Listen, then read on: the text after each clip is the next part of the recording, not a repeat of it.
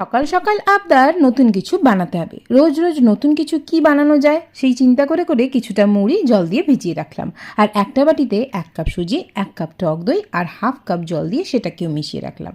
অন্যদিকে ভেজানো মুড়িগুলো ছেঁকে নিয়ে মিক্সার জারে দিয়ে দিলাম, আর আগে থেকে সুজির মিশ্রণটা দিয়ে দিলাম আরও হাফ কাপ জল, দিয়ে দিলাম তার মধ্যে আদা, কাঁচা লঙ্কা, স্বাদ মতো নুন। ব্যাস, ওটাকে বেটে নেব।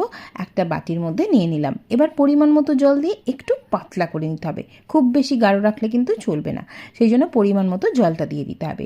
এবার তাওয়ার মধ্যে নুন জল ছিটিয়ে একটু ভালো করে মুছে নিলাম, আর তার মধ্যেই এই ব্যাটারটাকে দিয়ে দেবো, আর দিয়ে ঠিক এইভাবে গোল গোল গোল গোল করে ঘুরিয়ে এটাকে 2 মিনিটের জন্য চাপা দিয়ে নেবো।